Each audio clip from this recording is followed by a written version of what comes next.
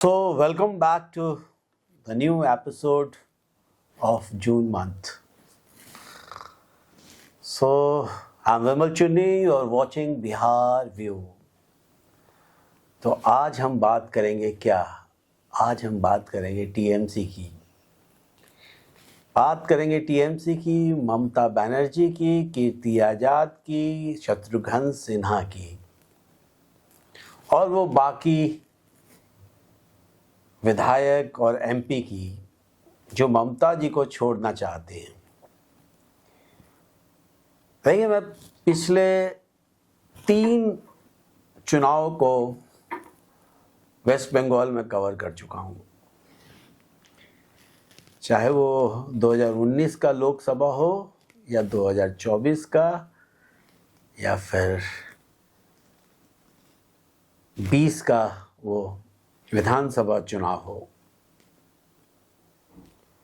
और बंगाल के चप्पे चप्पे में घूम चुका हूँ, चाहे जांगीपुर हो, बशीरघाट हो, संदेशखाली हो, जलपाईगुड़ी हो, दार्जिलिंग हो, कहीं भी हो।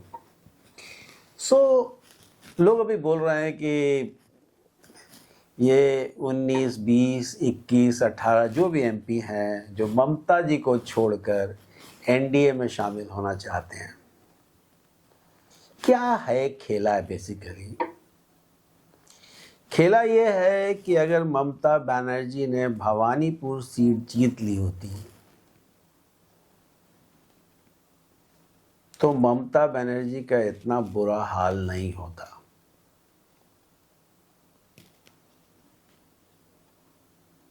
जी, बंगाल का, वेस्ट बंगाल का ये कल्चर है जो कि देखिए, मैं जहाँ रहता हूँ इसने वेस्ट बंगाल को एक सीएम दिया है, BC Roy, doctor BC Roy, जिनके नाम से डॉक्टर्स डे मनाया जाता है पूरे भारत में। बंगाल का ये कल्चर रहा है पावर के साथ जाने का। जी, पावर के साथ जाने का ये कल्चर रहा है। ऐसा नहीं है कि विरोधी नहीं रहे, इसमें विरोध बंगाल की जनता तब करती है जब आप जब मतलब जो सरकार में बैठे लोग हैं वो चरम सीमा पे डिक्टेटरशिप करने लग जाए या कुछ ऐसा कुछ चेंजेस, बदलाव आए। जैसे ज्योति बसु के बाद जब बुद्धदेव जी आए तो हुआ, वो चाहते थे कि वेस्ट बंगाल का फिर से इंडस्ट्रियलाइजेशन हो, उद्योग बढ़े, और उसका फ़ायदा ममता जी ने उठाया। लेकिन ममता जी जब आई तो क्या हुआ वेस्ट बंगाल में? ममता जी ने वो पूरा एकदम कब्जा कर लिया। और अगर बोला कि अगर तुमने एक भी शब्द, क्या तुमने अगर सपने में भी मेरे बारे में गलत सोचा है तो तुम मोदी जी के आदमी हो, बीजेपी के आदमी हो, तुम सीबीआई हो, तुम ईडी हो, तुम ये हो, तुम वो हो। ये किया उन्होंने, चरम पे किया। और उनके वोट बैंक जो थे उसमें जो मेजर वोट बैंक है वो एंटी मोदी वोट बैंक जो है उसको वो कब्जा कर लिया था उन्होंने, उसका साथ पूरा मिल रहा था। अब भवानीपुर सीट हारने के बाद विधायकों ने जिस तरह अपना पाला बदला, जिस तरह बंगाल की जनता ने टीएमसी को अंडे और टमाटर का टेस्ट कराया, उससे लोकसभा में बैठे वो एमपी तो समझ गए कि अब भाई जाना तो वेस्ट बंगाल ही है वापस। और जब वेस्ट बंगाल हम जाएंगे और अंडे हम खाएंगे, टमाटर की चटनी मिलेगी, खजूर वाली चटनी नहीं मिलेगी।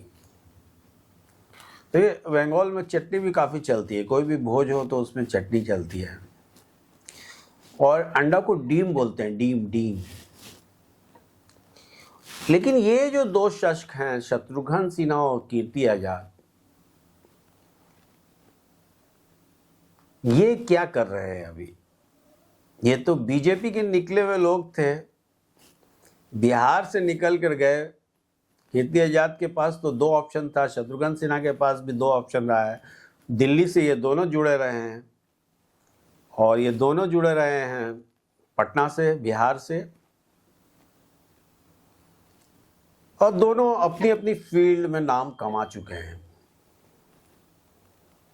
लेकिन बिहार जहां पॉलिटिक्स, मतलब समझिए कि बच्चा पैदा होता है तो हफ्ते रोज में वो पॉलिटिक्स समझने लग जाता है। ये खेला है यहाँ पे। और उन दो लोगों को बिहार छोड़कर बंगाल जाना पड़ता है, और बंगाल में भी कहाँ जाना होता है? आसनसोल और दुर्गापुर।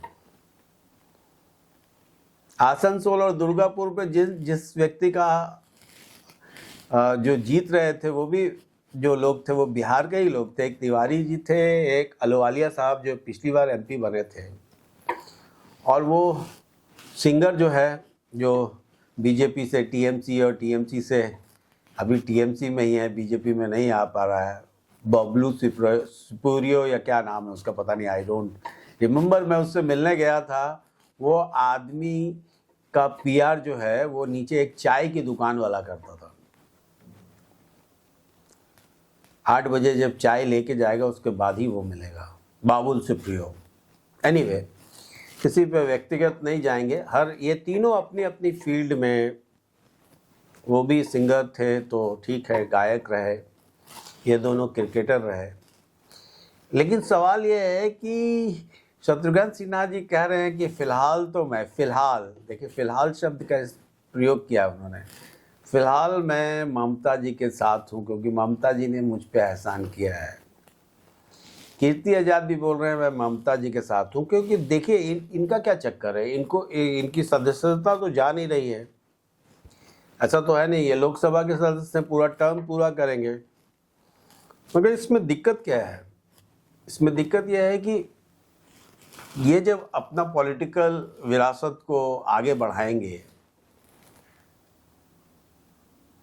तो किस पार्टी के टिकट से ये, जाहिर सी बात है तब तक शत्रुघ्न सिन्हा तो बहुत ओल्ड हो जाएंगे 30 के बाद।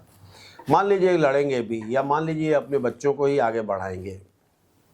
कीर्ति आजाद जो दिल्ली से लड़ सकते थे, बिहार से लड़ सकते थे, वो वेस्ट बंगाल गए टीएमसी के टिकट पे। देखिए ये दोनों वहां जो गए, तो ये पूछिए कि शत्रुघ्न सिन्हा को बिहार छोड़कर आसनसोल जाने की जरूरत क्यों पड़ी? अगर आप बहुत अच्छे बड़े नेता थे तो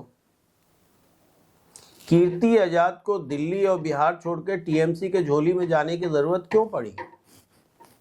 अगर आप बहुत बड़े नेता थे तो।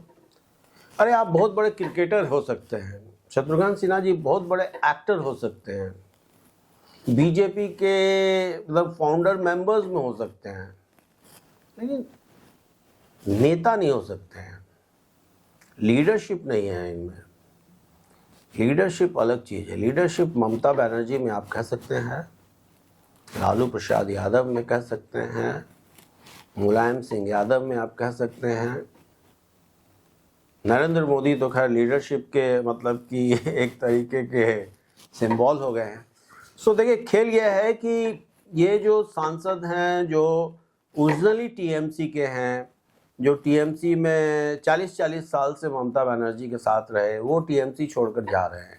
टीएमसी छोड़कर जा नहीं रहे हैं, बल्कि ममता बनर्जी को भवानीपुर से जो हार मिली, भवानीपुर की जनता ने जब ममता बनर्जी को रिजेक्ट कर दिया, इसका मतलब ये नहीं है कि पूरी टीएमसी खत्म हो गई। बंगाल में जो बंगाल की जनता ने जो इस तरह से रिएक्शंस दिया, उसके बाद अंडे और टमाटर का जो रिएक्शन दिया, प्लस इन्होंने अपने टाइम में जो मनमानी की, सीबीआई को के साथ, ईडी के साथ, बाकी सेंट्रल के जितने भी अधिकारी हैं उनके साथ, चुनाव आयोग के साथ, तो जब तक एक एक्सट्रीम पे थे ये, इनको मालूम है, इनको डर है कि ठीक वैसा ही रिएक्शंस बीजेपी के राज में भी होगा। सो इनका कोई ऐसी कोई लॉयल्टी ममता बनर्जी के साथ नहीं है कि ममता बनर्जी के चलते ये 18-20 एमपी जो है वो अपना कोई ऐसा कोई जय और बीरू का प्रेम नहीं है इनमें, या हीर रांझा टाइप का कोई प्रेम नहीं है। ये एक्चुअली राजनीति है, पॉलिटिक्स है। जब मालूम है कि जनता नहीं है उनके साथ, तो वो उनके साथ क्यों रहेंगे? अरे पॉलिटिकल पार्टी में ज्वाइन करते हैं लोग सर्वाइवल के लिए, ऊंचाई पाने के लिए, विधानसभा, विधान परिषद, लोकसभा, राज्यसभा और मंत्री संतरी बनने के लिए। उसकी तो पूरी संभावना है नहीं। और दूसरी ये है कि कोई ऐसी आइडियोलॉजी भी नहीं है कि जिस आइडियोलॉजी के लिए आप अपनी कुर्बानी दे दें, कि आपको कोई समाज सुधार करना है इस पार्टी में रह के या उस पार्टी में रह के। अभी जितनी भी पार्टियां हैं, सारी पार्टियों में किसी पार्टी का कोई खास आइडियोलॉजी है नहीं। आइडियोलॉजी यही है कि सरवाइव करना है। सो ये जो जितने मैं तो देखना नहीं चाह रहा ये टेलीविज़न चैनल्स, दिन रात टीएमसी, ममता बनर्जी, कल्याण बनर्जी और स्वागत राय, शत्रुघ्न सिन्हा, कीर्ति आज़ाद यही दिखा रहे हैं। अरे कोई मतलब नहीं है। वो इलेक्शन ख़त्म हो गया, नया विधानसभा में विपक्ष का नेता चुन लिया गया है, चाबी नहीं दी गई है कि चाबी दे दी गई है, कोर्ट का क्या ऑर्डर आया है। हाँ, ये अभिषेक बनर्जी को जो सीबीआई ग्रिल कर रही है, सीबीआई या ईडी जो भी ग्रिल कर रही है सेंट्रल फोर्सेस कल रात से, वो एक कहानी है, वो एक न्यूज़ है।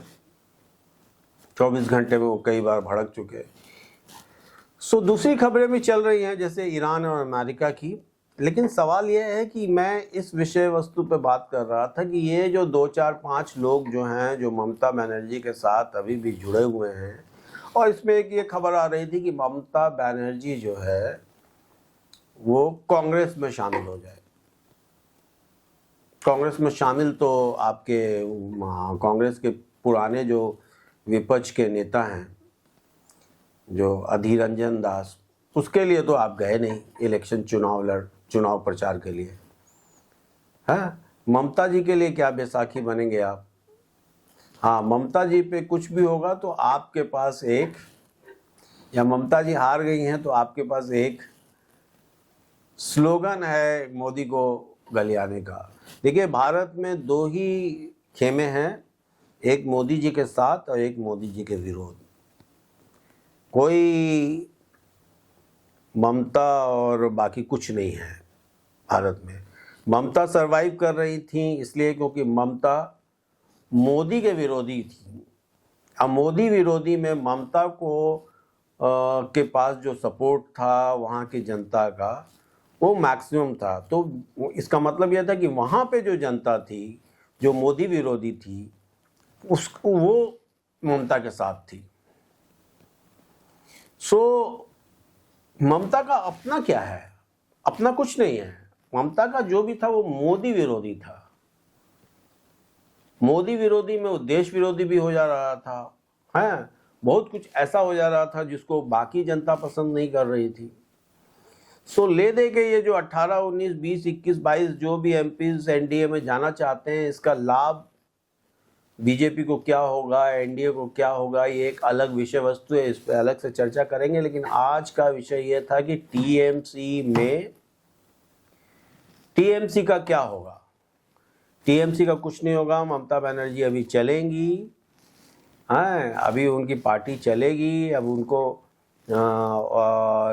लेकिन जिस तरह से लेफ्ट वेस्ट बंगाल में ख़त्म हुई है, उस तरह समझ लीजिए टीएमसी भी ख़त्म हो गई है। लेकिन हाँ, जाते जाते मैं आपको एक बात बता देना चाहता हूँ, कांग्रेस के लिए यह बहुत अच्छी खबर है कि कांग्रेस चाहे तो अपनी टांगें जमा सकती है वेस्ट बंगाल में, क्योंकि कांग्रेस के लिए अभी मैदान खाली है। लेकिन आपको मालूम है कि कांग्रेस ऐसा कुछ करेगी नहीं, क्योंकि कांग्रेस को अपनी ज़मीन वापस लेनी नहीं है। कांग्रेस को जो राम भरोसे मिल गया तो ठीक है, नहीं तो कांग्रेस ऐसा कुछ करने नहीं जा रही वेस्ट बंगाल में जिससे वेस्ट बंगाल में उसकी जड़ें मजबूत हों। ये ऐसे कांग्रेस के लिए सुनहरा अवसर था। कोई ज़रूरत नहीं है कांग्रेस को जरा ममता बनर्जी के साथ सिंपैथी दिखाने की। हाँ, ममता बनर्जी एक बहाना जरूर है बीजेपी को, नरेंद्र मोदी को, अमित शाह को, चुनाव आयोग को, बाकी सीबीआई, ईडी, हाई कोर्ट, बाकी जितने भी मामले हैं उस पर गलियाने के लिए कांग्रेस के लिए ये एक अच्छा मुद्दा है। नहीं तो मैं तो कहूँगा कि कांग्रेस को अपना ध्यान इसमें केंद्रित करना चाहिए कि वो वेस्ट बंगाल में अपनी ज़मीन तलाशे, अपनी ज़मीन को मजबूत करे और वो जो टीएमसी की खाली जगह है उस पर कैप्चर करने की कोशिश करें। सो मैं हूँ विमल चुन्नी और आप देख रहे हैं Bihar view. Thank you very much.